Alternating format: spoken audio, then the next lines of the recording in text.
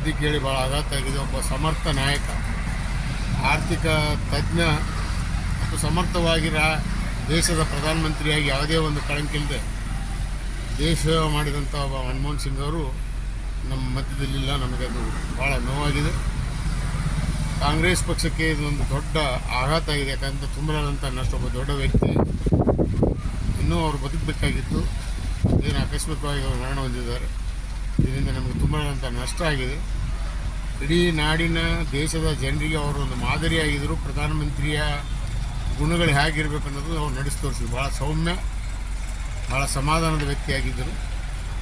ಕೆಲವೊಂದು ಒತ್ತಡ ಅವ್ರ ಮೇಲೆ ಇಲ್ಲದೇ ಇದ್ದರೆ ಇನ್ನೂ ಭಾಳ ಸಮರ್ಥವಾದಂಥ ನಾಯಕತ್ವ ಅವರು ದೇಶಕ್ಕೆ ಕೊಡ್ತಾಯಿದ್ರು. ರಾಜಕೀಯದಲ್ಲಿ ಎಲ್ಲ ಪಕ್ಷದಲ್ಲಿ ಕೆಲವು ಒತ್ತಡ ಇರ್ತವೆ, ಅದಕ್ಕೇನು ಮಾಡೋಕ್ಕಾಗಲ್ಲ. ಆದರೂ ಮನಮೋಹನ್ ಸಿಂಗ್ ಅವರ ಒಂದು ಸೇವೆ ನಾವು ಯಾರೂ ಮರೆಯೋಕ್ಕಾಗೋದಿಲ್ಲ. ಅದಕ್ಕೆ ನಿಜವಾಗಿ ನಾವೆಲ್ಲ ತುಂಬುರದಿಂದ ಅವ್ರಿಗೆ ಶ್ರದ್ಧಾಂಜಲಿ ಸಲ್ಲಿಸಿ ಅವರನ್ನು ಕಳ್ಕೊಂಡಂಥ ಎಲ್ಲ ಅಭಿಮಾನಿಗಳಿಗೆ ಈ ದುಃಖವನ್ನು ಸಹಿಸ್ತಕ್ಕಂಥ ಶಕ್ತಿ ಆ ಭಗವಂತನ ಕೂಡಲಿ ಕುಟುಂಬದವ್ರಿಗೆ ಕೂಡ ಸಾಂತ್ವನವನ್ನು ಹೇಳಿ ಶ್ರದ್ಧಾಂಜಲಿ ಅರ್ಪಣೆ ಮಾಡ್ತೀವಿ. ನಮಸ್ಕಾರ.